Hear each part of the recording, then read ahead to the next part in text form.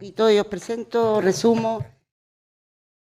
Interesante, bueno, pues hacer un pequeño resumen de lo que se ha tratado aquí esta mañana, ¿no? Para que sobre eso podamos plantear algún tema de debate o reflexionemos.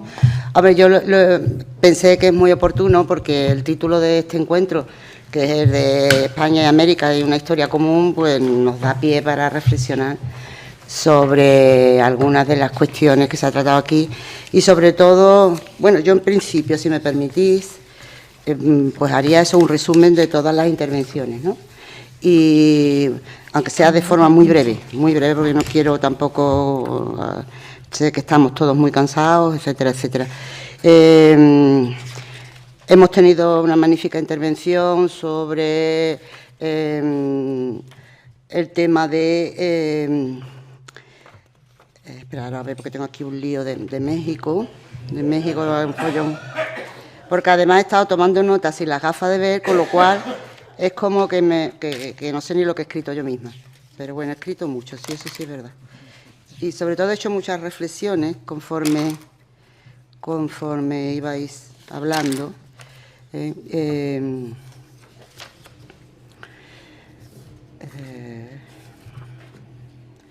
Vamos a ver, el académico de la Academia de la Historia Mexicana, el doctor Rodríguez Martínez, bueno, que tiene un padre tan ilustre, ¿no? Y al que he seguido tan de cerca durante tantísimos años, lo cual para mí ha sido una satisfacción conocer al menos a su hijo. Y él nos presentaba a México como el primer occidente global. Yo he disfrutado mucho porque ha hecho una relación, ¿no? de algunas de las obras básicas que cualquier americanista que se precie debería de conocer, bueno, pues García Escabalceta, todos los autores que ha ido citando, ¿no? Octavio Paz, John Eliot, terminando con Enrique Krause, ¿no? Y ese magnífico artículo del presidente historiador, que yo voy a recomendar a mis alumnos en este curso, por cierto, pues me ha dado pie, me ha dado muchas pistas. Y bueno, al fin y al cabo lo que ha puesto de relieve, creo yo, ha sido el tema de la leyenda negra, que está ahora mismo tan en boga, desgraciadamente, creo, ¿no? Porque pienso que eso no es más que un retroceso, Es un retroceso del que deberíamos de lamentarnos, ¿no? Porque yo creo que la historia no debe de ir por ahí, por demonizar, ¿no? Debe de ir por buscar puntos de unión, Y todo esto, pues yo lo sufro en mis carnes, en las clases, en el máster, donde tenemos normalmente muchos alumnos latinoamericanos. Y yo tengo un máster concretamente de conquista, llamada Conquista y Resistencia, estrategias indígenas a la implantación española y tal. Y de verdad que hay veces me ha dado muchos sinsabores el máster, ¿no? Porque todos los años me planteo, bueno, ¿y qué me voy a encontrar este año?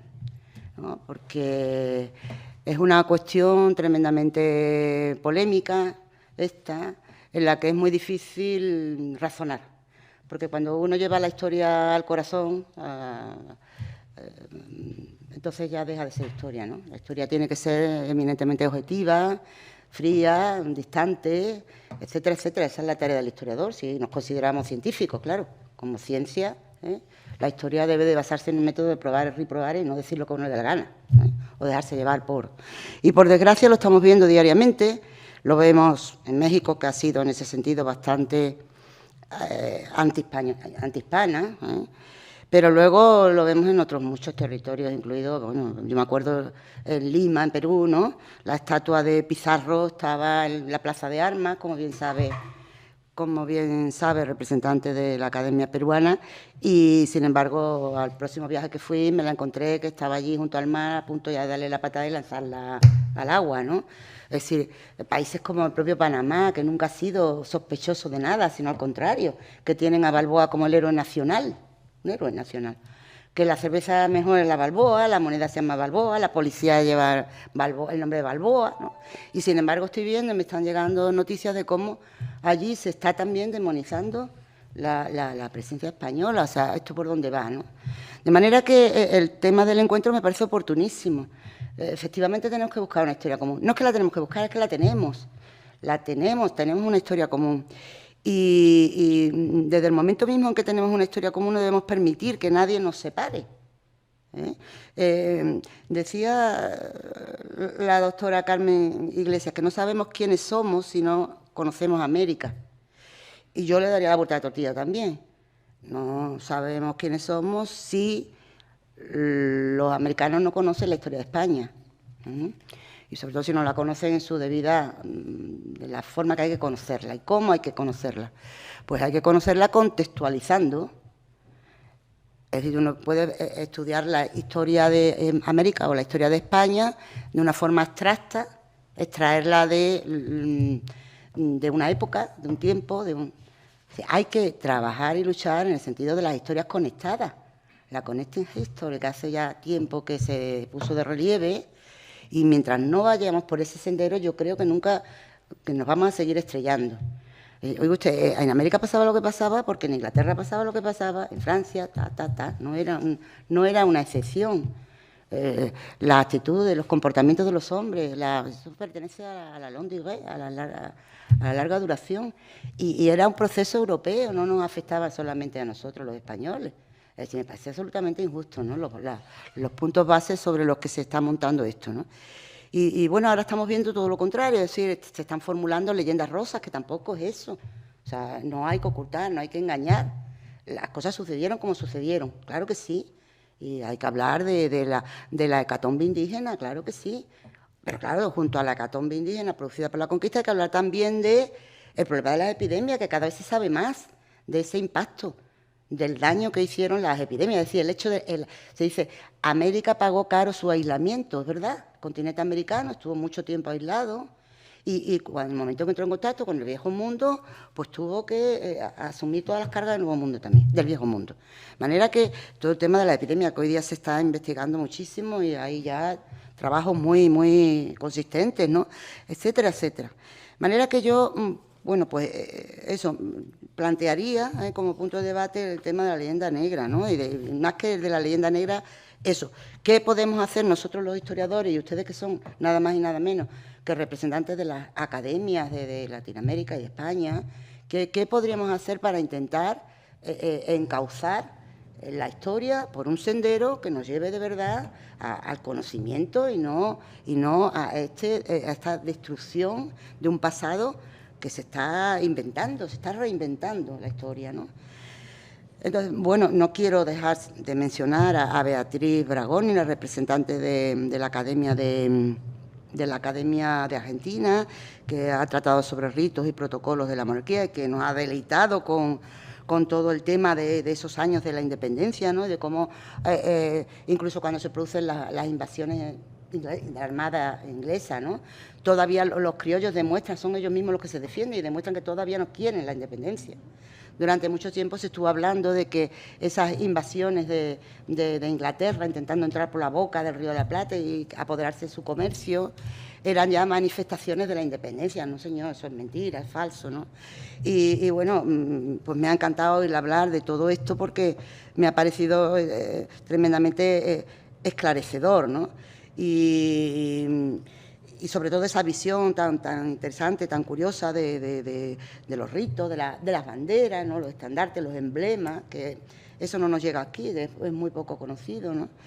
Y bueno, de todo esto, de todo este proceso de la independencia tan importante que daba a dar lugar después a los Estados-naciones, ¿no?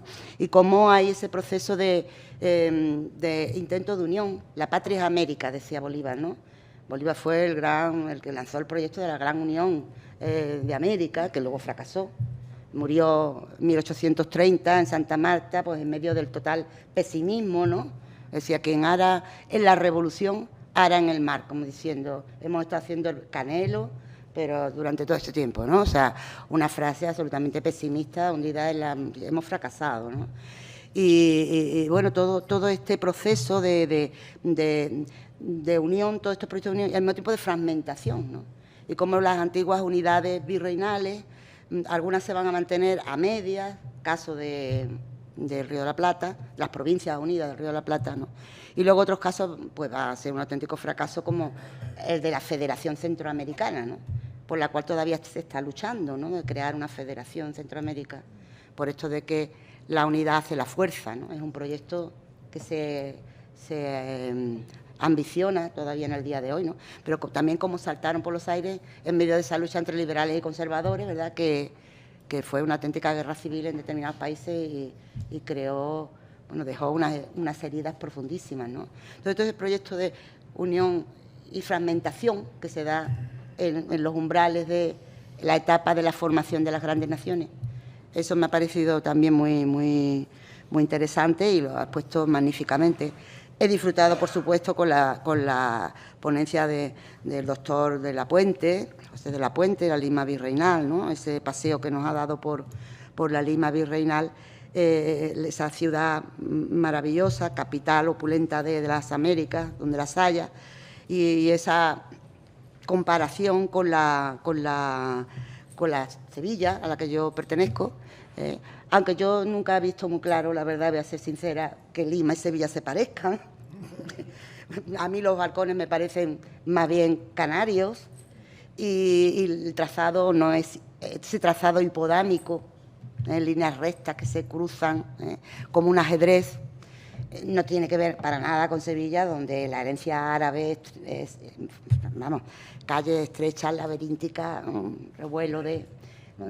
Pero, en fin, a mí me parece estupendo que me hermanen con Lima y yo estoy muy contenta. Es verdad que hay muchas... Jorge Bernal, que fue historiador catedrático de arte peruano, diplomático, falleció muy joven, lastimosamente, y él defendía mucho eso, ¿no?, la hermandad entre Sevilla y Lima. Yo creo más que por cariño, por afecto, por otra cosa. Él fue el gran defensor de ese vínculo, ¿no? Y bueno, después lo practicaron también algunos, como nuestro recordado Guillermo Lomán Villena, ¿no?, que se desplazaba de Perú a Sevilla toda la Semana Santa y se vestía de nazareno, ¿eh? O sea, más sevillanía no se puede pedir, ¿no? En fin. Por supuesto, he disfrutado también con la conferencia del doctor Rodríguez Beruf, con esa singularidad del caso de Puerto Rico, que me ha hecho reflexionar en algunas de las cuestiones que ha desarrollado, me ha hecho reflexionar mucho, porque es verdad que Puerto Rico hubo un mayor...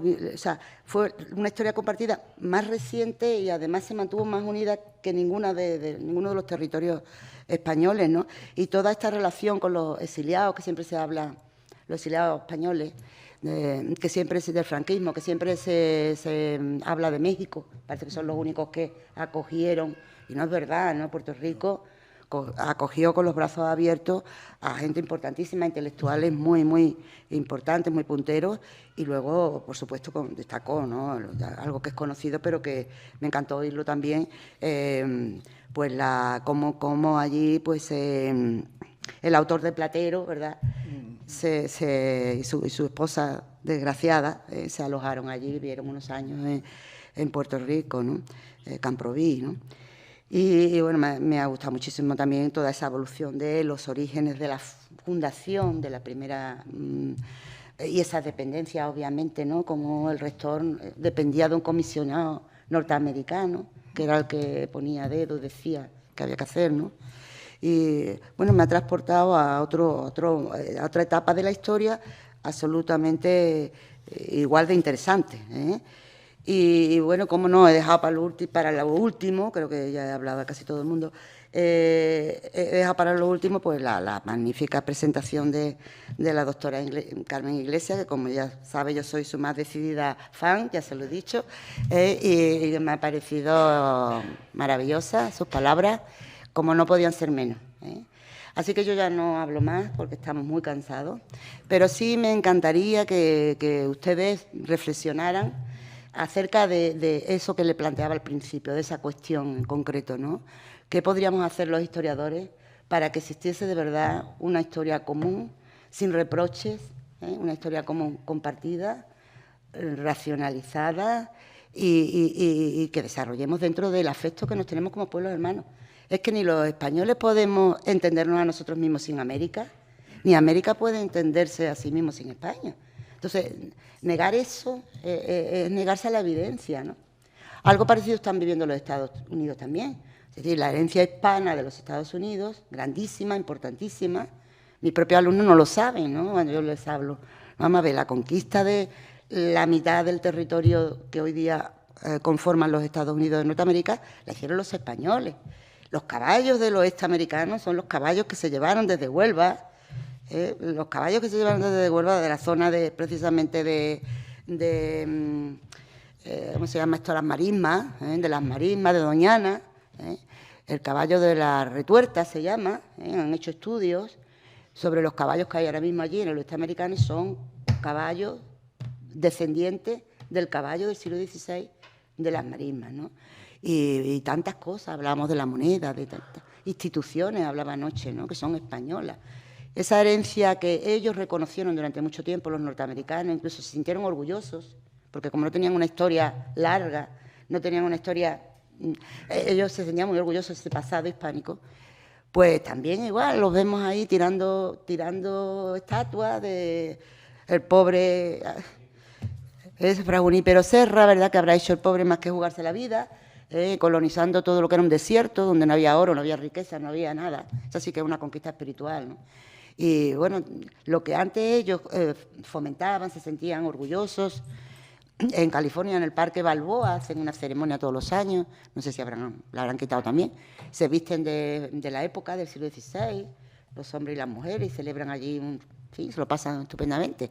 Es decir, se sentían muy orgullosos. Y ahora, ¿qué ha pasado aquí? ¿Quién está moviendo a nivel mundial esta reacción contra, ¿no? Cuando se debería de ir a lo contrario? De manera que eso me parece un tema interesante, que si os les parece bien, ¿no? Pues podríamos reflexionar sobre eso y cómo ven ustedes el futuro de la historiografía americanista, ¿no? Y si piensan, si tienen esperanza en que esta historia en común que compartimos, pues a uno y otro lado del océano recuperará el sentido común algún día. Si ven algún atisbo, no sé si terminaremos siendo aquí muy pesimistas, ¿no? Pero bueno, los invito a eso si les parece oportuno. Claro. Bueno, muchas gracias. Mi presentación fue de 2 minutos y medio y he aprendido muchísimo de todas y cada una de las ponencias, que me han movido a unas reflexiones que intentaré hacerlo muy rápido y que desde luego tienen que ver con el motivo que Carmen Mena pone sobre la mesa de la leyenda negra. Bueno, yo llevo ya algunas décadas escribiendo sobre la leyenda negra y publicando, y lo que me sigue preocupando es que la falta de autoestima que tenemos los españoles respecto a nuestra historia. O sea, la leyenda negra, todos los imperios han tenido leyenda negra y han sido criticados, pero nadie se lo ha creído, nunca. Pero los españoles, los hispanos, también, con el trauma que tuvimos en el momento de la entrada en la contemporaneidad, que no es el momento ahora, pero que merecería que hablásemos de ello, en 1808, a partir de entonces, pues se perdió toda nuestra relación personal y ciudadana con la historia. Y eso es muy difícil de remontar, pero hay que hacerlo. Yo las historias contrafácticas pues no me las suelo creer, porque es una fantasía.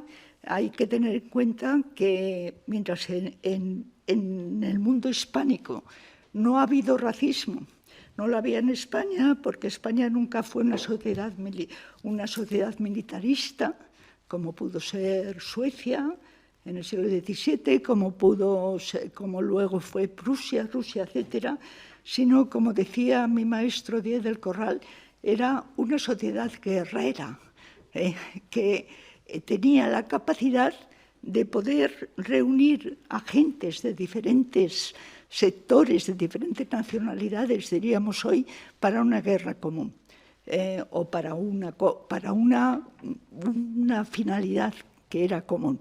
Eso está claro en la historia de América y tiene que ver, claro, con que en España, pues los 8 siglos guerreando contra los musulmanes, aunque sea con altibajos, pues indudablemente han formado una historia que se ha ido transmitiendo de generación en generación. No es nada esencialista, todo cambia constantemente, pero sí que hay ciertas corrientes que van pasando de uno a otro.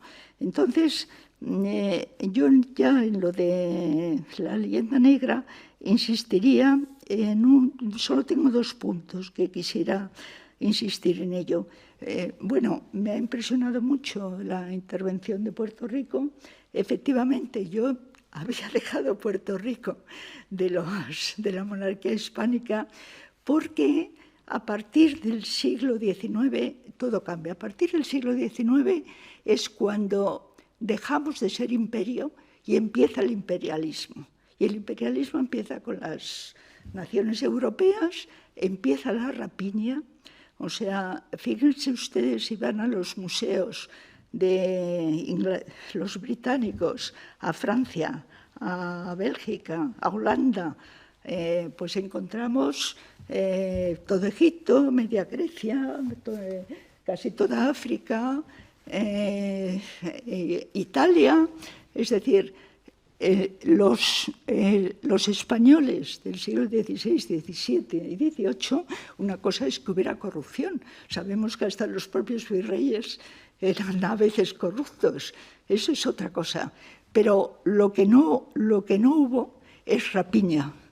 Aquí el primer museo de América que se ha hecho ha sido en el siglo XX, absolutamente con 4 cosas particulares, y el regalo que nos hizo el presidente de Colombia, que me parece que está en trámites para devolverlo, porque lo han pedido, tal, que eso fue en el siglo XX, estoy hablando del siglo XX. Lo menciono esto porque es muy importante, porque nos han pedido ayuda a la academia,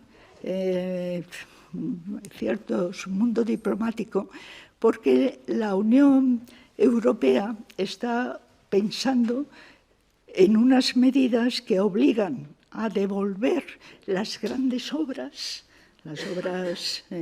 pues eso, quitadas de Italia, de Grecia, de Egipto, de demás, y además pagar una indemnización.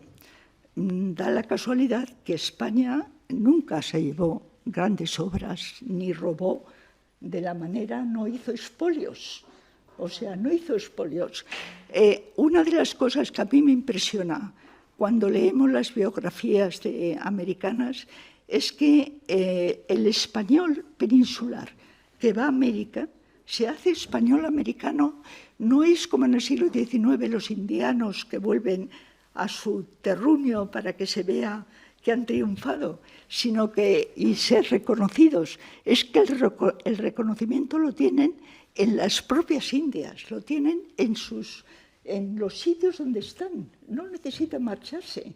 Hay unos casos del momento de la llamada independencia, que también eso merecería un congreso aparte, en que el desconcierto de la gente que estaba allí asentada y que se sentía tanto española peninsular como española americana, no sabía por dónde ir.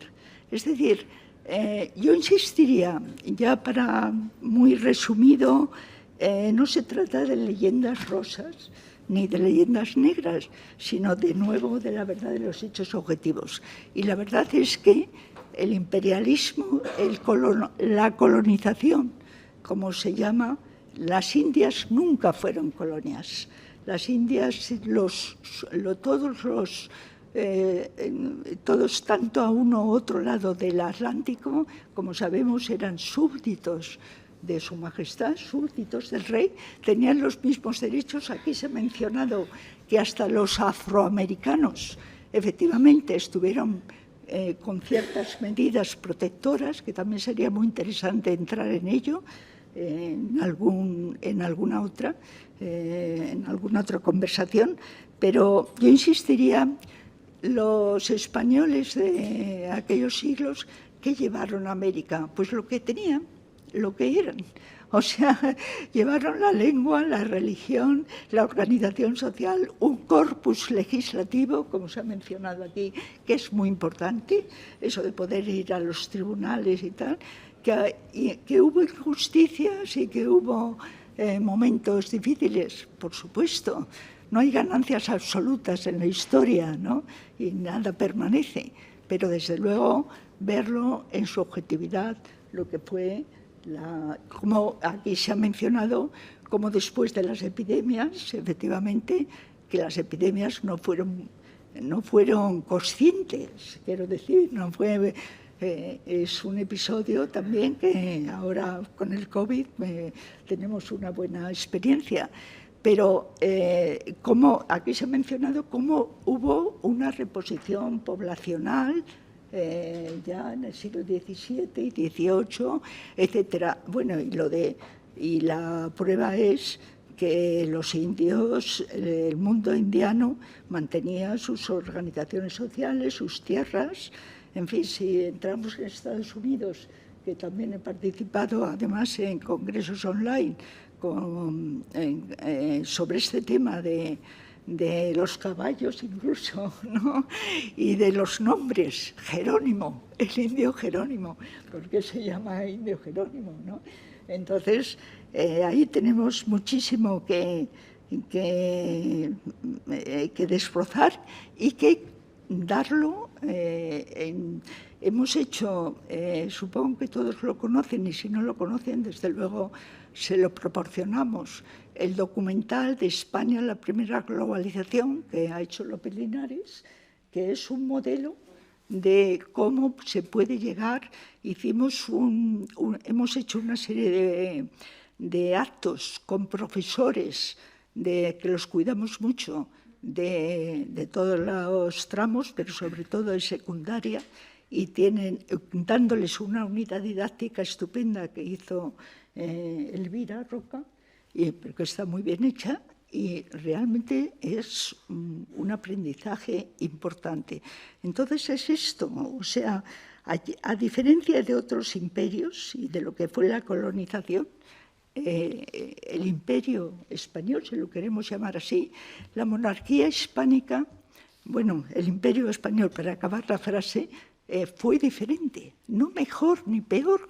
No es que fuera una condición humana distinta, sino que fue diferente, porque esos 3 siglos y el cuarto, que cambia totalmente con Puerto Rico, porque ahí es cuando empieza la verdadera colonización, en 1837, los liberales pretendieron abolir la esclavitud.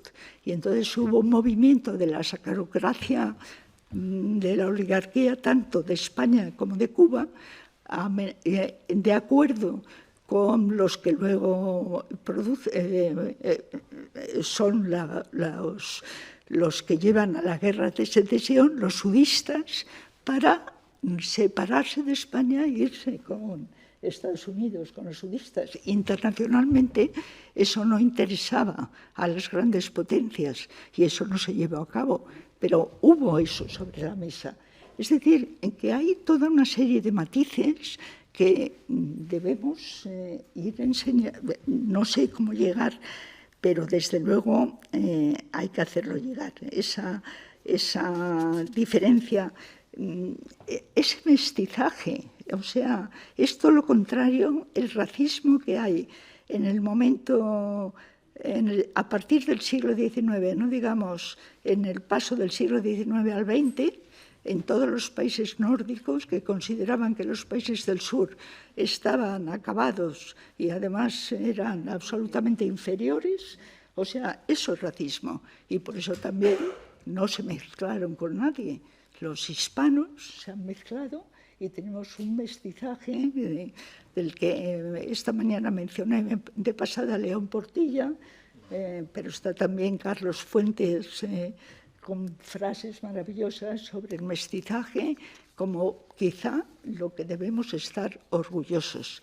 Entonces, por el lado de la historia, yo creo que hay que luchar por esa verdad con minúscula de los hechos, que no es una verdad absoluta, que se puede matizar y cambiar con datos nuevos, pero desde luego no confundir, como decía Hannah Arendt, nunca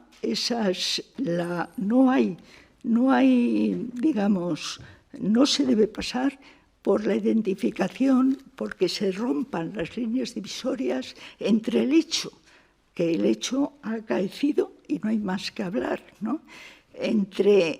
Y la línea divisoria con la opinión, que no tiene valor, y la interpretación, la perspectiva que los historiadores, con esa disciplina, que como leí hace poco en alguien que, en fin, me ha sorprendido, como Harari, no sé cómo, dice que la disciplina más en Homo sapiens, me parece, la disciplina más peligrosa de todas, que hay la disciplina, que ya no son mitos y leyendas, sino que es un trabajo científico que hacemos sobre datos. Bueno, pues que es la disciplina más peligrosa del mundo. De manera que hay gobiernos, dice, que no prohibirán nunca las matemáticas, pero desde luego sí prohibirán partes de la historia. Entonces, verdaderamente eso, e incluso lo estamos viviendo. Y una última cosa, y perdonen, pero lo he tenido que escribir también, y también lo estoy manejando ahora mucho, la mención a López Obrador, que ha hecho el primer ponente, es muy importante, porque no hay, vamos a ver, apoyándose tanto en Arendt como en Heller, como en algunos recordarán todavía, no los más jóvenes, pero sí muchos de nosotros, a Castilla del Pino y que además era cordobés, es vecino de aquí, y que escribió ese libro que en su momento era imprescindible y que sigue siendo muy válido, que se llamó La culpa. Entonces hay que diferenciar muy bien la culpa y la responsabilidad, como dice Hannah Arendt. La culpa, la responsabilidad y el perdón, todo es individual. Como decía también su discípula Heller, tú puedes perdonar a tus enemigos, pero no puedes perdonar en nombre de otros, porque nadie representa a los otros. La culpa tiene nombres y apellidos. Incluso cuando se hace un juicio a un grupo determinado que tienen todos algo penal que tienen que cumplir, los juicios son uno a uno y las sentencias también. Entonces, esa afirmación, esa individualidad que también decía Carlos Castilla, ¿qué es eso de esa abstracción de que todos los alemanes eran nazis? No se puede hacer generalidades con abstracciones, el Estado, el pueblo. Entonces, esto viene a cuento de López Obrador. No hay que pedir perdón. No solo porque lo que pasó hace 500 años pues tiene unos contextos que no son los de ahora, sino que no hay que pedir perdón porque no hay culpa colectiva. La culpa y la responsabilidad, esta sí que con ciertos grados diferentes, es siempre individual. La falacia de que todos somos culpables supone que nadie lo es. Dice Ernest Heller que esa falacia es estar de parte de los malhechores, porque si todo el mundo somos culpables, pues da lo mismo, nadie lo es, ¿no? Entonces, bueno, yo quería, simplemente traía aquí un pequeño párrafo y con él acabo, para no cansarles, ¿no? Dice, cuando habla de todos estos temas, dice, la culpa tiene nombres y apellidos, y es fundamentalmente individual. Existe una responsabilidad por las cosas que uno no ha hecho, pero no existe algo así como el sentirse culpable por cosas que han ocurrido sin que uno participe activamente en ellas. sigo, la aparente noble y tentadora afirmación de que todos somos culpables es una exculpación de los realmente culpables. Es, en definitiva, lo que decía, una declaración de solidaridad con los malhechores. El perdón, como la culpa y la responsabilidad, solo existe entre los individuos, etcétera, etcétera. Y dice también como las normas legales y las morales tienen el rasgo común decisivo de que, literal, siempre hacen referencia a la persona y a lo que la persona ha hecho. Bueno, esto es una parte de unas cosas. Gracias. Muy rápidamente. Gracias. Después de esta magnífica intervención, ya no puede decir la doctora Iglesias que ha hablado 5 minutitos, que ahora nos ha dejado ya más tranquilos. Interesantísimas reflexiones, claro que sí. ¿Quieren participar los demás en esta reflexión en voz alta? Sí. Bueno, totalmente de acuerdo, Carmen. Y bueno, sí, fue muy especial este momento en que sucedió la conquista. No fue un momento indiferente de la historia de la humanidad. De modo que no todo lo que sucedió se puede atribuir a España como tal. Fue un momento especial. Por un lado, yo creo que se suman dos grandes procesos en este momento. Uno, ya lo mencioné, las diferencias fundamentales entre el viejo mundo y el nuevo mundo, que ocasionan, por un lado, la catástrofe demográfica debido a las epidemias, que no son culpa de los españoles, y que provocan la catástrofe demográfica más grande de la historia de la humanidad, y que no tiene nada que ver con España, tiene que ver con este contacto. Por otro lado, las diferencias tecnológicas que se fueron desarrollando entre el viejo mundo y el nuevo mundo, que transforman a este encuentro en una gran revolución, en el sentido no valorativo de la palabra. Yo no pienso que las revoluciones sean ni buenas ni malas, solamente son cambios radicales en todos los aspectos de la vida y cambios irreversibles, y como que el móvil fundamental es la diferencia tecnológica que va a producir una serie de cambios tremendos a partir de este momento del encuentro. Pero por otro lado, ya en ese sentido, el encuentro no se dio en la época de Julio César o de Alejandro o de Gengis Khan, se dio en el siglo XV-XVI, cuando Europa estaba iniciando este proceso fundamental de transición al capitalismo. O sea, ya el siglo XVI, lo dice Carlo Cipolla, ya era revolucionario para los europeos. Ellos de repente vieron un mundo que se aceleraba rapidísimamente. Para los europeos ya fue un gran cambio, una gran ruptura. Ahora imagínense este cambio cómo se daba para el mundo americano, que efectivamente había quedado pues con un atraso muy importante, debido no para nada a factores psicológicos, mentales, ni de nada, sencillamente al hecho de que América pues fue colonizada por los humanos hace 30,000 años, apenas 30,000 años, cuando la humanidad llevaba cientos de miles de años viviendo en el viejo mundo. De modo que esto va a provocar una serie de cambios tremendos para América. Ahora bien, tuvimos la suerte, pero aquí también uso la palabra suerte en un sentido no propiamente valorativo, pero sí tuvimos la suerte de haber sido colonizados por América, por España, un país pues también deseoso de conservar sus tradiciones.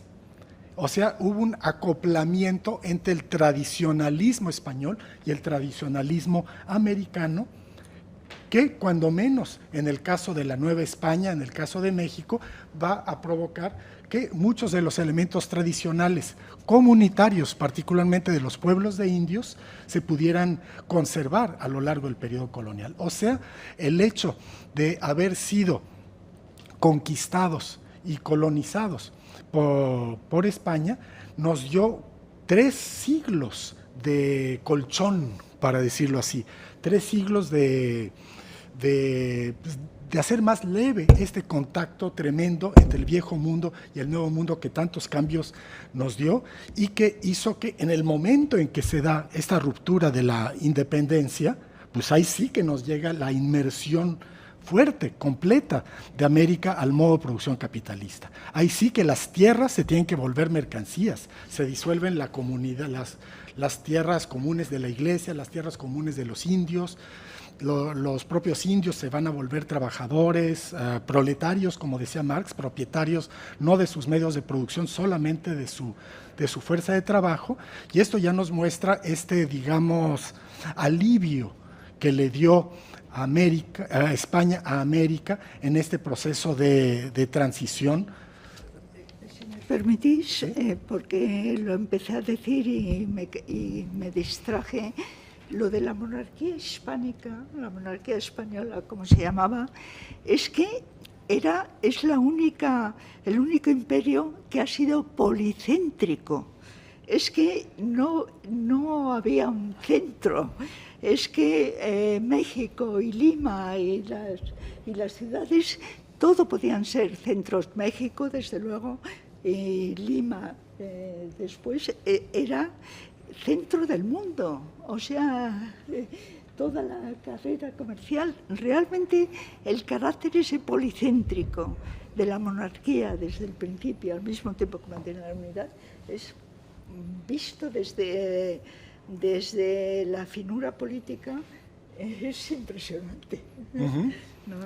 Perdonad que quería dejar de emplear. No quería deciros eso de monarquía policéntrica, porque lo ha trabajado muy bien Carmen Sanz, que ya mencioné esta mañana, y que es nuestra academia más joven y muy lista y muy inteligente, y es aclara muchas cosas, ¿no? O sea, lo que pasaba en Sevilla pasaba al mismo tiempo en Lima y pasaba en México. La comunicación era muy importante, el sentirse en su casa, tanto en los indios como en España.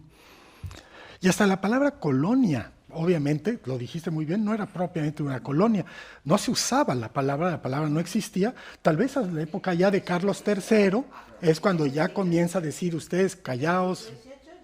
¿Sí? En el siglo XVIII sí, ya se usa la palabra colonia y en cierto sentido comienza esa noción de colonia, de callar y obedecer, como bien decía Carlos III, y de pagar los impuestos y todo eso, pero en todo el resto del tiempo, como bien lo dices, Carmen, pues los indios eran súbditos de la corona y con derecho a la justicia española, como cualquier español, y hasta todavía mejor, digamos, porque, como bien lo expuso Woodrow Bora en su libro sobre el Juzgado General de Indios, los indios tenían derecho a una justicia expedita, más rápida, acudiendo directamente con el virrey para que le resuelva de manera sencilla los problemas, y en ese sentido, pues, después, claro, nos quejamos a veces los americanos de que en España no nos dejaban leer tales o cuales cosas y demás, pero no es que no nos dejaran a los americanos, no les dejaban a nadie, era parejo.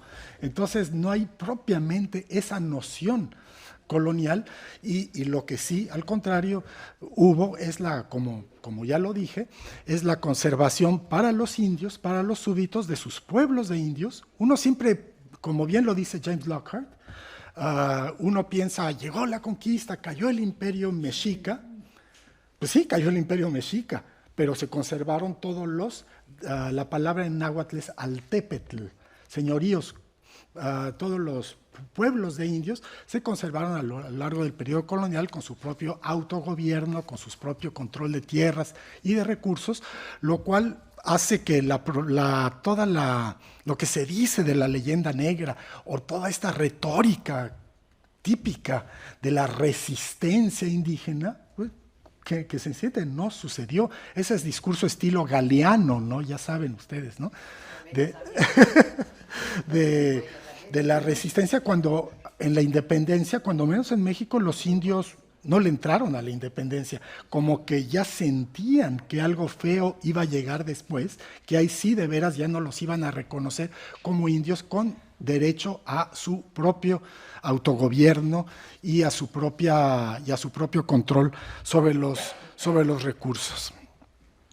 Y bueno, hay muchas cosas sobre las que reflexionar. Una de ellas, por ejemplo, la velocidad de la conquista. ¿Cuánto tiempo tomó la reconquista? ¿Cuánto tiempo tomó la reconquista? Siglos y siglos. La conquista de México fue en unos cuantos años. ¿Qué pasó allí? ¿Por qué fue tan fácil? La situación internacional en ese momento es que es importantísimo. Es que la leyenda la han ido culminando, la han ido completando. Primero los italianos en su momento, pero en fin, era menor. Pero luego ya en el momento del siglo XVII, los países protestantes, Bélgica y sobre todo los británicos, no digamos, ¿no? Porque, bueno, recuerdo, lo sabéis vosotros mejor que yo, pero recordad que la deuda, el intento de fragmentación desde el principio, de fragmentar al máximo la América hispana, fue por parte de británicos y holandeses e incluso franceses, en menor medida, absolutamente para ellos positivo, y no fue algo inconsciente, sino algo. Y recordad que la deuda por los miles de libras con los que apoyó a los caudillos, apoyaron los británicos. Hubo incluso una sección del ejército en Bolívar, me parece que eran 5.000 británicos, ¿no? Pero aparte de eso, la deuda con Inglaterra, pues se acabó de pagar por los países americanos muy a mediados de los 50. O sea que han estado más de un siglo, siglo y medio, pagando la deuda. O sea, ya lo dijo Cani, ¿no? Que dijo, España, América ha dejado de ser española. Eso está muy estudiado. Ahora será inglesa. Claro, eso lo dijo justo en el momento. América, Carmen, perdona, que me recordaba las palabras del ministro Cani cuando se produce la independencia. Me dice, España, al momento justo, América ha dejado de ser española, pronto será inglesa. Claro, ya antes de que se produjera la independencia ya había sucursales británicas en Venezuela, por ejemplo, de bancos venezolanos, blancos ingleses. O sea, se pasa de una independencia a una dependencia total mediante el capital extranjero, que los va a vincular de pies y manos, no solo a la economía atlántica, los va a vincular también, que duda cabe, en el sentido de que ellos a través del capital van a controlar la política.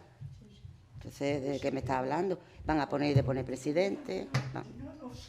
Defendernos. No hemos sabido. En eso vamos. La falta de autoestima. Sí, claro, como no. Creído al pie de la letra, ¿no? Ok, ¿terminaste? Pues déjenme nomás a redondear un par de puntitos. Bueno, esto de la velocidad de la conquista, ahorita platicando con varios de los presentes, esto de las alianzas de tantos señoríos indios con los españoles contra los mexicas, un imperio teocrático, militarista, sacrificial, altamente terrorista, que francamente tal vez esta sea la razón de las alianzas. Tal vez, porque aquí tal vez estoy sencillamente proyectando mis nociones del siglo XXI al pasado, pero es muy posible que haya algo de eso. Otra cosa, la velocidad de la conquista espiritual. ¿Cuánto tiempo tomó la conquista espiritual de Europa? De que Europa se volviera cristiana. 2, 3 siglos. La conquista espiritual de América fue muy, muy rápida. No digo que el cristianismo sea la mejor religión del mundo, francamente. Creo que los cristianos somos los que más hemos matado. Incluido más, los cristianos somos los que más hemos matado cristianos. El islam se queda atrás. Yo creo que lo peor es que sí se queda atrás, Creo que sí se quedan atrás, pero en fin, el hecho es que de alguna manera sí era una religión de paz, de amor, que sí pues, resultó pues, que mucha gente apoyó esta religión, y hasta la fecha pues sencillamente el cristianismo es la... En el cristianismo cada individuo se salva solo, no necesita a toda la familia con él. Y la noción de libertad, la noción de libertad individual, que tiene que ver con el... O sea, eso es muy importante. Que eso es muy importante, esta noción de libertad individual absolutamente existente antes, que nos llegó con con el cristianismo. En fin, hay muchas de estas cosas que ya las tenemos bastante claras. Eso sí, la pregunta que nos hacías, Carmen, acerca de qué podemos hacer cuando regresemos a nuestros países, no es que vayamos y les digamos, oigan, compañeros, aquí en la Academia de la Mexicana y en la Por ahí lo Argentina, querría yo encauzar, porque ya sabemos la conquista, y no es que les la digamos, conquista oigan, hay que espiritual. defender a España. No, no. O sea, ¿Qué vamos a hacer? nadie necesita defender a España. Ya los historiadores somos gentes serenas, somos gentes objetivas, somos gentes tranquilas. El problema es cómo convencer a la sociedad. No era esa la convencer... pregunta, Rodrigo, no era defender a España. No. ¿Cómo podemos hacer una historia objetiva? Pero los historiadores hacemos una historia objetiva. O sea, eso ya no tiene problema. El problema es cómo transmitir nuestra objetividad y nuestra búsqueda de la verdad al resto de la sociedad, que sí está mucho más sujeta a esta retórica de buenos y de malos, esta historia para niños, donde para empezar utilizando toda la tecnología que tenemos. Claro. O sea, sí, pero que es por lo menos lo que estamos haciendo en la medida de lo posible en la academia. Y que mejoró mucho con la pandemia. Y el documental que he mencionado, sé que está teniendo un éxito en colegios pues bastante notable. Bueno, pues sí, totalmente de acuerdo. A ver, deja hablar un poquito. Bueno, que te voy a pagar. Está animoso el panel. Te voy a pagar. Enhorabuena. Bueno, a mí me parece muy interesante lo que vos planteás, Carmen, de decir, bueno, qué hacer con estas versiones tan difundidas y que al mismo tiempo son tan simplificadoras, frente a algo que estamos todos de acuerdo, que estamos en una situación historiográfica muchas veces inmejorable, y más en América Latina, por lo menos lo que yo he podido ver, en donde en los últimos 30 años las historiografías se han renovado sustantivamente, en donde, diríamos, las viejas pasiones y las viejas discusiones afianzadas en los nacionalismos territoriales fueron dejadas de lado en beneficio de una profesionalización del oficio que tuvo también que ver, y no, diríamos casualmente, con los procesos de democratización en América Latina, más allá del tipo de democracias que cada país puede llegar a tener, ¿no? Pero lo que sí es que ese fin de época, que fueron los años 80, infligieron un fuerte impacto en las comunidades académicas, las consolidaron, las profesionalizaron, se multiplicaron los incentivos para la formación de recursos humanos, no solamente en nuestros países, sino también las movilidades académicas con España, con Francia, con Estados Unidos, es decir, se internacionalizó la agenda de investigación. Y eso yo creo que ayudó dentro de los estudios que nosotros en nuestras asignaturas de grado son Historia América 1, Historia América 2, más allá que se redujeron, Historia América 3 o la Historia de América Latina, todos los campos se vieron renovados y en este sentido, diríamos, en más de una ocasión, tanto la leyenda negra como la leyenda roja fue puesta en suspenso, ¿no? Otra cosa es los usos políticos y públicos de la historia o del pasado, que competen a nuestros estados, que no son solamente los estados latinoamericanos, sino todos los estados que hacen uso, diríamos, del pasado para hacer afirmaciones políticas y movilizar sensibilidades colectivas, ¿no es cierto? Pero la comunidad de historiadores creo que en general nos movemos con las reglas del oficio, podemos establecer nuevas agendas, dialogar de muy buena manera, encontrar sobre todo la especificidad del oficio, que es evitar de una manera, diríamos, como la regla de oro de la profesión, que es no incurrir en anacronismos, ¿no?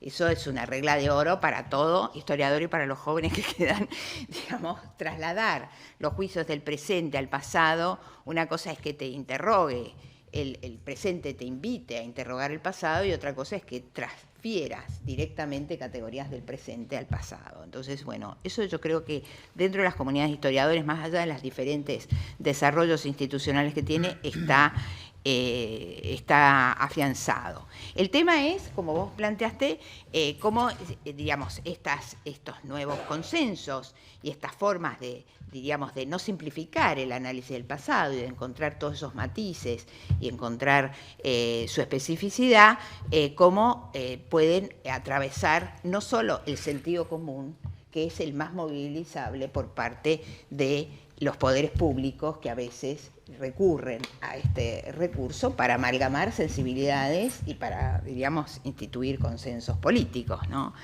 Y ahí, justamente, todos los recursos que están puestos en circulación antes y después de la pandemia tienen, desde mi punto de vista, dos grandes diríamos, vertientes o avenidas. Uno es el tema de la enseñanza de la historia, ¿no es cierto?, en todos los niveles, que allí muchas veces hay, yo por lo que he podido ver en mi experiencia docente y lo que veo en el caso argentino, y que es preocupación también por parte de nuestra academia, a la que vengo representando, no solamente como la institución, sino del mundo académico, no solamente de los académicos que estamos en la academia, sino del mundo académico, es que los sistemas de enseñanza tienden a simplificar el conocimiento cuando tienden a subvaluar la formación humanística en muchos niveles, diríamos, se sacan horas de cursado, y allí hay un problema que no sé cómo será en España y en los otros países, pero el peso que han tenido en los últimos 30 años las especialidades en ciencias de la educación o los pedagogos en detrimento de los contenidos disciplinares específicos, ¿no? Eso es algo que en la Argentina se ha visto desde los años 80, no es producto, diríamos, de los últimos 10 años, sino la pregunta de cómo enseñar es como que se llevó todo y suplió o intenta suplir el qué enseñar, ¿no? Eso para las instituciones formadoras, yo que sigo dando clases, diríamos, estoy entre los dos mundos, no solamente en el de la producción de conocimiento, sino en el de la enseñanza, es una pelea que seguimos dando, que no es tan solo un tema del cómo, sino del qué. Y la otra cuestión es la divulgación, ¿no? La difusión, cómo llegar. Y ahí me parece que, bueno, que los nuevos recursos tecnológicos son muy positivos, y que la historia, como las humanidades, disponen de una cuestión que es muy atractiva para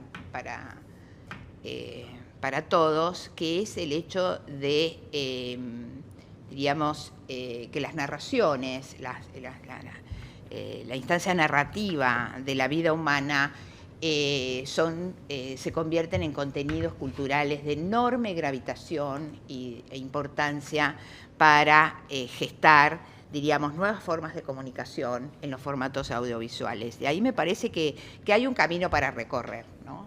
Hay un camino para recorrer que también supone que el historiador o los historiadores también modular el lenguaje, ¿no?, en el que nos comunicamos, en el que comunicamos nuestros resultados, en las formas de escribir, en las formas de intervenir en los debates que no son solamente públicos, sino justamente en permitir, diríamos, enriquecer las miradas de lo que observamos, de lo que escuchamos y demás. Y la historia está, digamos, en la historia de la técnica, en la historia de la ciencia, digamos, todo es objeto de una historización.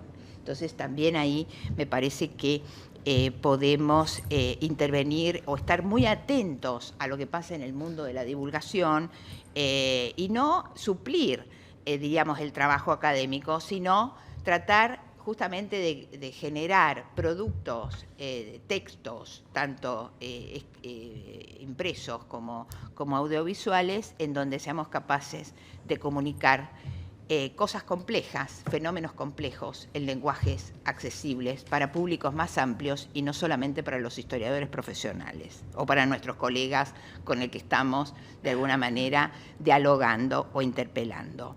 Lo último que me gustaría decir en relación a la imagen de España y América, que evidentemente si somos fieles a nuestra especificidad como historiadores, es evidente que las relaciones no son homogéneas en el tiempo ni en el espacio y que hay momentos de mayores diálogos y hay momentos de menor, digamos, porque justamente tienen que ver con procesos de, digamos, de identificación, de conformación de identidades y de las culturas y de la cultura histórica. Y ahí me parece, bueno, en el caso argentino es muy evidente, ¿no es cierto?, que también lo específico, diríamos, de la gran interconexión entre el mundo peninsular y el mundo argentino estuvo dado por la gran inmigración, ¿no es cierto? Digamos, ahí no hubo un Estado dirigiendo, digamos, una leyenda o la otra, sino que fue la misma dinámica social la que permitió una amalgama social, una forma de integración a una sociedad que se estaba construyendo en donde convivieron diferentes colectividades, ¿no? Y yo estaba recordando, mientras justamente Carmen traía a colación la leyenda negra, cuando ya en la Argentina, en 1892, hay ya celebración, diríamos, conmemoración del descubrimiento, es decir, a fines del siglo XIX. Ha sido, diríamos, el manto de olvido sobre el impacto de las guerras de independencia no duró mucho tiempo del reconocimiento de España a la independencia de las naciones sudamericanas. Ya hubo conmemoraciones antes de que llegara, ¿no es cierto?, se generó en el centenario de Mayo, en 1910, cuando visita la Argentina, la princesa, la infanta Isabel, ya habían habido iniciativas. Y esto es porque las colectividades de inmigrantes españoles ya estaban organizados en instituciones, en asociaciones, publicaban sus diarios, tenían sus colegios. Entonces, digamos, la conmemoración era el resultado de una digamos, de una presencia española que hace, digamos, un vínculo muy importante ya a fines del siglo XIX, que se fortalece en los años 30, cuando también la Argentina es uno de los países de mayor recepción del exilio español, que contribuye, por otra parte, a crear las nuevas universidades, ¿no? Porque los profesores que conseguían, que eran contratados en la Argentina, alimentaron el crecimiento de las universidades en el interior del país, como la Universidad Nacional de Cuyo, en donde dio clases, qué sé yo, Nicolás Sánchez Albornoz, entre otros españoles célebres. Nada más. Ha puesto el dedo en la llaga, porque yo también pienso que todo empieza por la educación y por qué tipo de enseñanza están impartiendo en sus respectivos países, incluso aquí. ¿Qué enseñanza se imparte, por ejemplo, de la historia de España en Cataluña? Por ejemplo. O sea, creo que va por ahí. Pero el doctor Rodríguez Berús lleva mucho tiempo queriendo comentar algo. Quería decirles que recientemente derribaron una estatua de Ponce de León en San Juan. Ponce de León es nuestro conquistador, ¿verdad? Y es extremeño, creo que no es de Trujillo, no sé de qué ciudad de Extremadura viene Ponce de León. Eventualmente pusieron de nuevo la estatua en su lugar, pero hubo todo un debate, ¿verdad?, sobre este tema de derribar estatuas. Y algunos querían derribar también la estatua de Colón en la Plaza de Colón, que es una de las plazas más bonitas de San Juan. Y yo le comentaba a un colega que esto de Ponce de León tenía era un gran problema, porque si iban a derribar la estatua de Ponce de León, tenían que cambiar el nombre de la segunda avenida más importante de San Juan, que se llama Ponce de León. Y eso no era todo, ¿verdad? El otro problema era que la segunda ciudad de Puerto Rico se llama Ponce. Entonces, ¿qué nombre le vamos a poner a Ponce? Habría una rebelión entre los ponceños que le cambien el nombre a su ciudad. Así que todo este asunto... Y al grupo musical La Sonora Ponceña.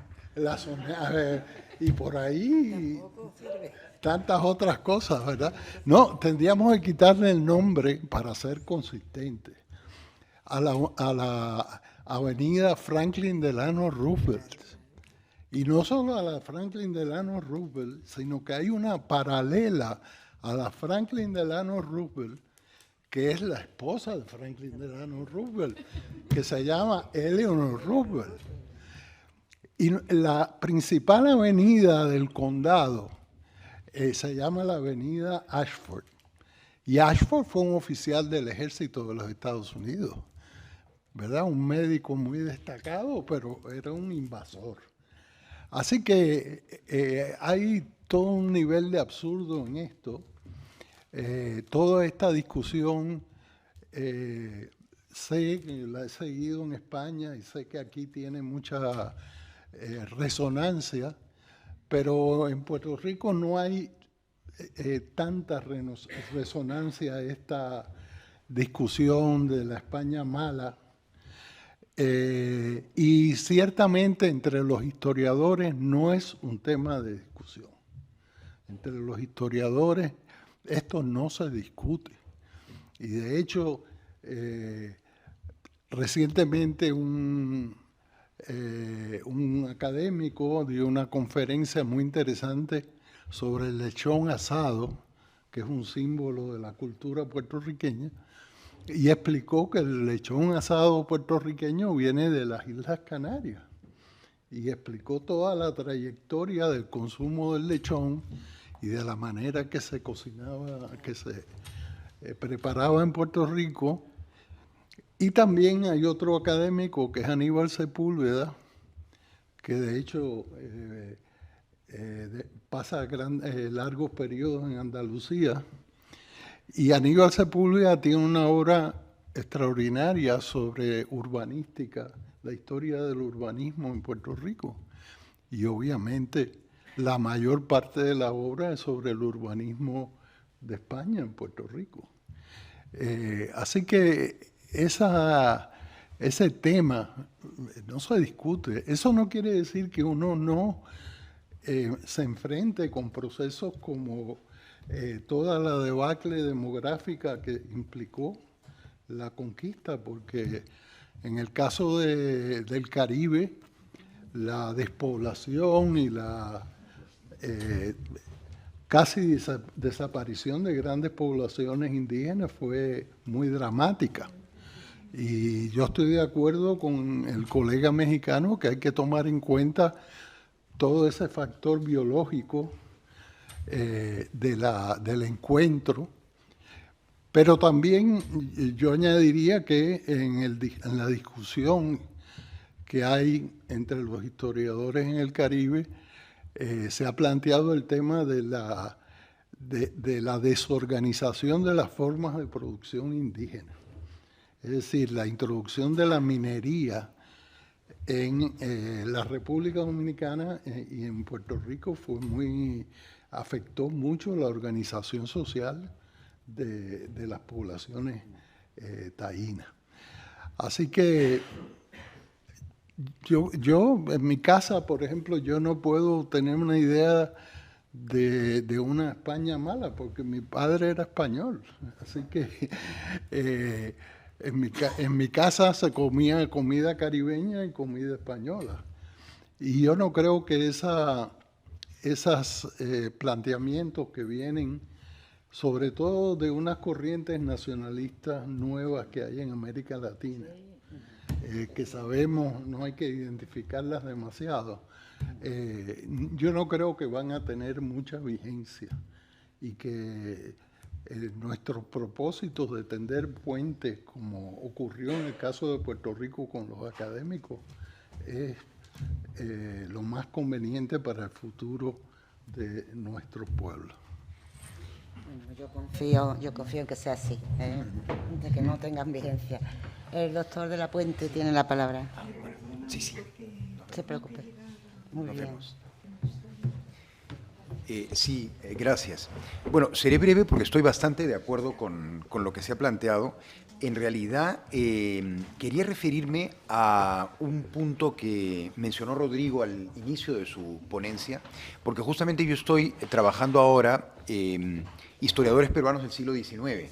Y Rodrigo comentó que efectivamente es en esa época cuando se pensó que la época virreinal era un periodo de ilegitimidad, mencionaste, ¿no? Efectivamente, y en el Perú pasa algo análogo, ¿no? A lo largo de las primeras décadas del siglo XIX, pues la etapa virreinal es una etapa que de alguna manera se entiende como, digamos, ilegítima, ¿no? Efectivamente.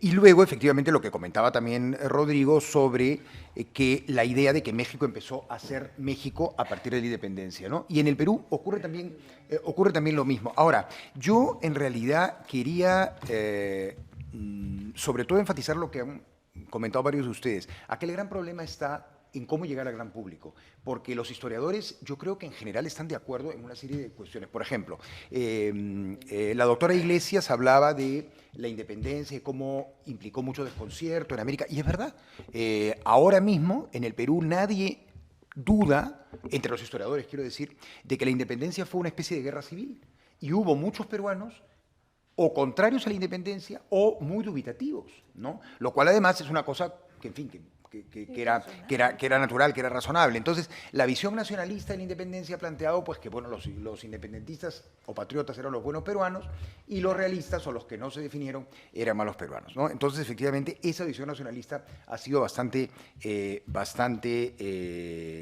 perjudicial, ¿no? Y por otro lado, el tema, lo que mencionaba también Rodrigo, sobre cómo en el fondo la realidad pues, iberoamericana implica una fusión de diversas culturas, es una cosa que me parece que no resiste mayor análisis, o sea, digamos, no se puede discutir mucho. Y aquí quiero yo recordar a un viejo profesor de la Universidad Católica en Lima, Carlos Pareja Pasoldán, que explicaba de una manera muy sencilla este tema. Y él decía, bueno, para el caso del Perú, ¿no? Él decía, bueno, miremos qué es lo que encontró Pizarro en 1532 cuando llega a Cajamarca, qué es lo que vio, qué realidad se encontró.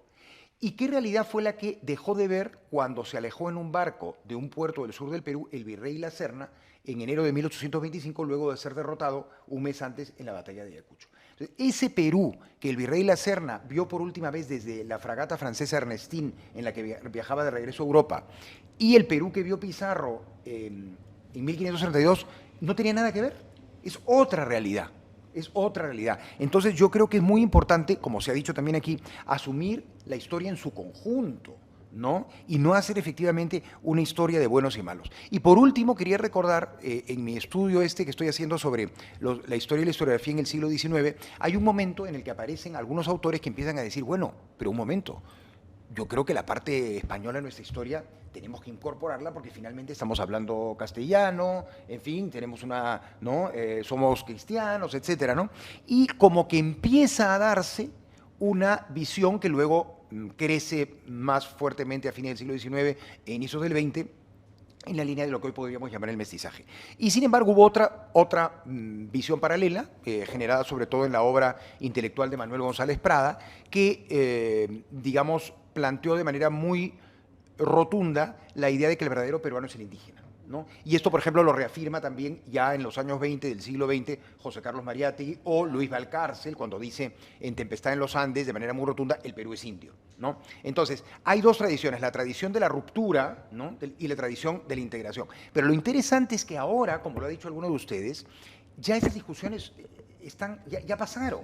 Y, por ejemplo, un discípulo digamos, un mariateguista, como un sociólogo de nuestra universidad, recientemente fallecido, Gonzalo Portocarrero, que parte de esa tradición más bien de la ruptura, dejó como último libro un libro con un título espectacular que a mí me encantó, que el título es La urgencia por decir nosotros. O sea, cómo él, desde una visión que no es la visión del mestizaje, dice, bueno, tenemos que, digamos, somos una realidad que existe, ¿no? Porque incluso en los tiempos de mayor polémica sobre ese tipo de temas, por ejemplo, a mediados del siglo XX, había autores que decían, bueno, que el Perú no existe, no es una nación, no es nada, el Perú no existe, ¿no? Y entonces otros decían, bueno, rescatemos lo que decía Ernest Renan, el famoso historiador y polígrafo francés, el plebiscito cotidiano, ¿no? Y hoy día el Perú, que está políticamente a la deriva, es una tragedia la que estamos viviendo ahora, pero la vida cotidiana sigue, como lo hablaba con algunos de ustedes ahora, ¿no? Yo he estado un año viviendo en Madrid, he vuelto muy asustado por la nueva situación política y la verdad es que la gente está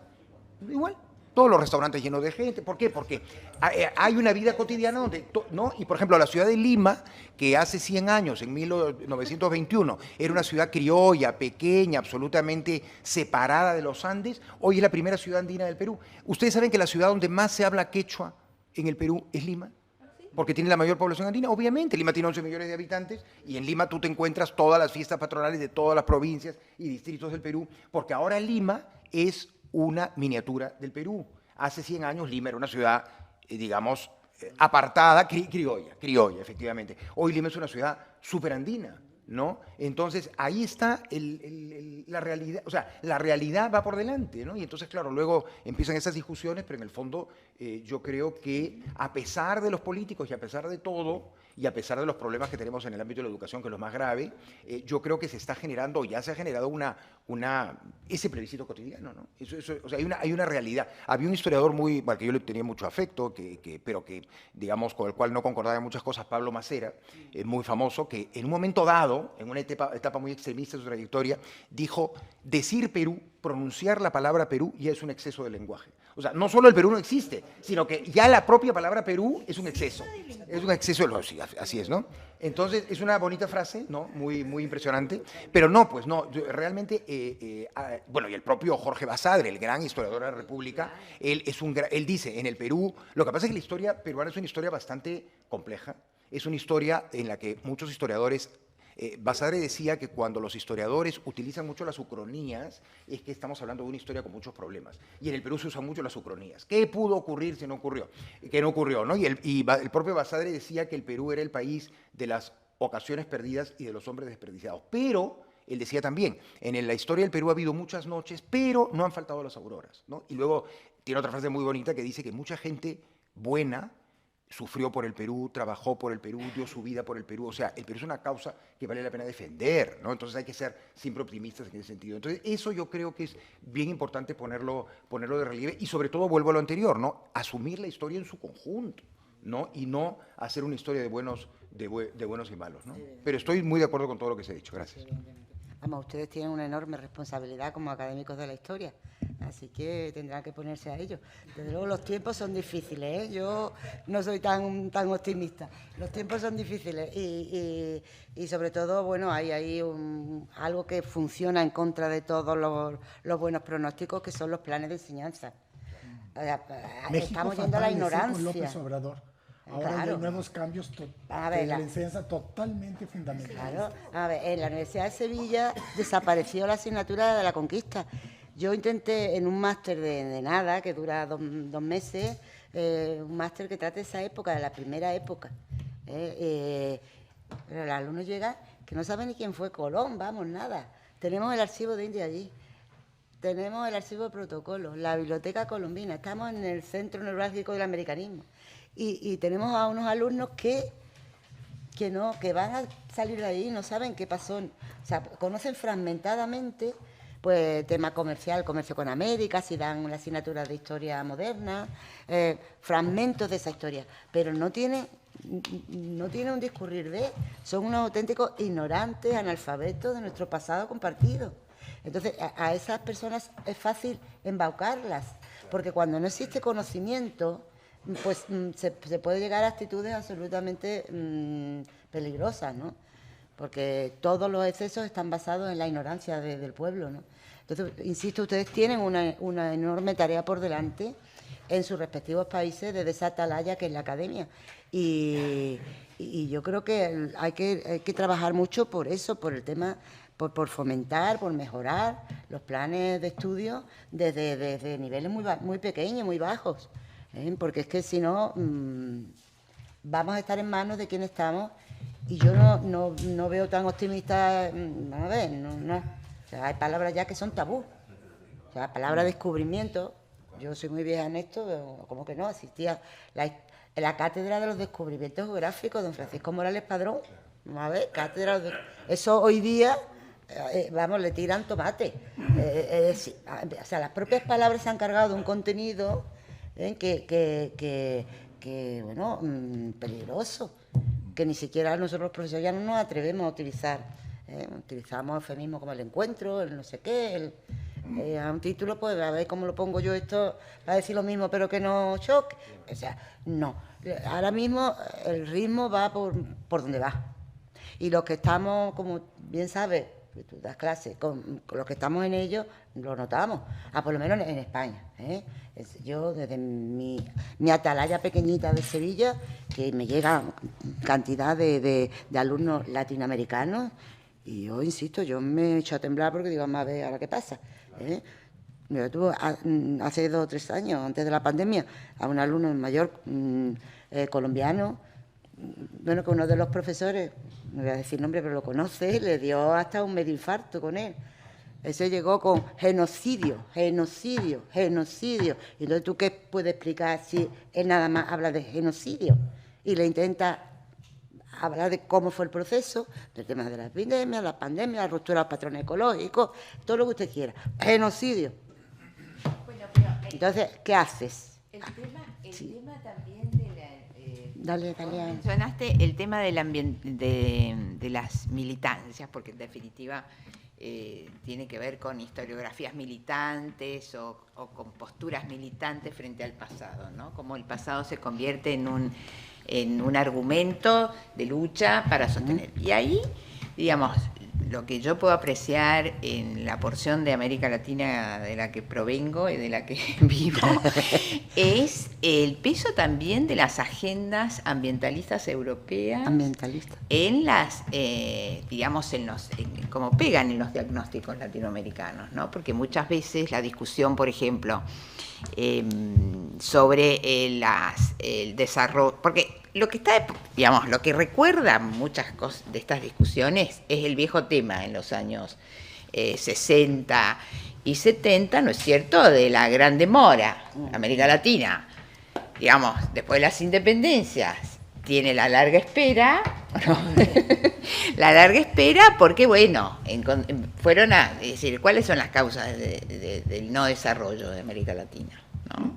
Entonces, bueno, el tema colonial, la cuestión colonial, como fue llamada en su momento, esa es la categoría, ¿no? Florescano. Claro. Florescano no dice eso. No, pero es de esa generación, ¿no?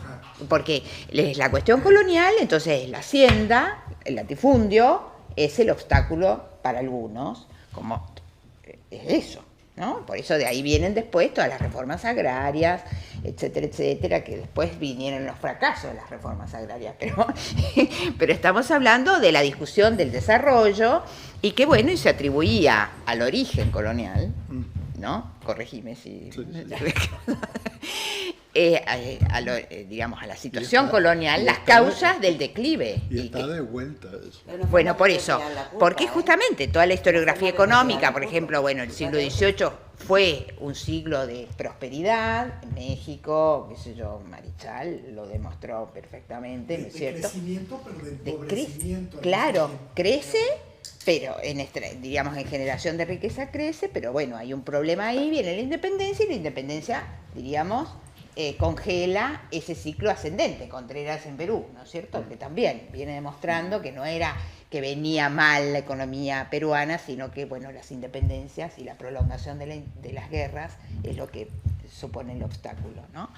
Entonces, pero visto por hoy, todos esos planteos, que es una revisión de esos planteos, una reactualización menos sofisticado, te diría, menos sofisticado, porque ahí tenías toda una generación, tanto de los historiadores enrolados en las posiciones de izquierda, como también en las economías del desarrollo, porque no eran, convengamos que no eran solamente, viste, los que venían de la tradición de las izquierdas los que planteaban ese tema, sino también los de la economía del desarrollo, que atribuían al pasado colonial las causas y el obstáculo, ¿no? Pero hoy por hoy todo ese discurso está, diríamos, está empobrecido frente a consignas, ¿no? Y una de las cuestiones que se advierte es el peso, diríamos, de las agendas ambientalistas europeas, ¿no es cierto?, en torno a las características de explotaciones mineras, de desarrollos de determinadas cuestiones, en donde, digamos, hay como una traslación de agendas de los países, digamos, o de las economías prósperas y digamos, y mucho más integradas, más allá de todas las desintegraciones que tengan y antes de los últimos sucesos europeos, ¿no? Pero eso me parece que tiene que ver con una reactualización de las historiografías militantes que no son nuevas, pero que están, diríamos, desguarnecidas de los aparatos teóricos que tuvieron 30 años atrás. Eso es lo que me parece que también está funcionando. A lo mejor, para ser optimistas, podemos, coincido con Jorge, ¿no es cierto?, que puede ser un ave pasajera, pero sí que es una herramienta que está en los, diríamos, que es muchas veces impulsada por los gobiernos de turno, pero que también están en algunos sectores de las academias, de organizaciones no gubernamentales que activan este tipo de discursos en donde, bueno, entra el tema colonial no por España en sí, sino por la situación de dependencia y el desarrollo que nunca llegó a América Latina. Pero me va a permitir una pregunta, yo creo que casi que vamos a ir terminando, ¿no?, porque ya es muy tarde. Por eso, no, y yo también me tengo que ir. Una última pregunta, que es la duda que me queda a mí. Ese revisionismo con respecto a la época colonial, ¿existe en sus respectivos países, se me va para todos ustedes, existe en sus respectivos países respecto a la época de la formación de los estados nacionales? Es decir, si estamos hablando de destrucción del indígena, se revisa, por ejemplo, en el caso de Argentina, sí, la campaña del desierto de General Roca, por ejemplo, la estatua de Roca, por ejemplo, o la oportunidad que tuvieron los criollos para hacer determinadas cosas que no hicieron. Es decir, hay un revisionismo también, y en México también hay revisionismo a partir de la independencia durante la etapa del periodo de la formación de las naciones. Sí, yo creo que sí, hay una comprensión cada vez mayor de lo que pasó en el siglo XIX. Como les digo, la destrucción de los pueblos de indios como pueblos de indios, como unidad corporativa que permite la destrucción y el crecimiento todavía mayor de las haciendas. Eso sí, eso sí, existe una situación mucho más patética, que yo lo desconocía, de los indios. Sí. Muy bien. Sí, no se reduce solo a España y la colonia, sí, o sea, que es todo, sino que todo es todo lo histórico que tenga que ver con, digamos, los puntos sensibles y los enemigos de la nación. Bueno, pues yo creo que lo vamos a dejar aquí, no sin antes agradecerles a todos su presencia y su participación, que continuará dentro de muy poquito en Madrid. Nos volvemos a ver. Muchas gracias a todos.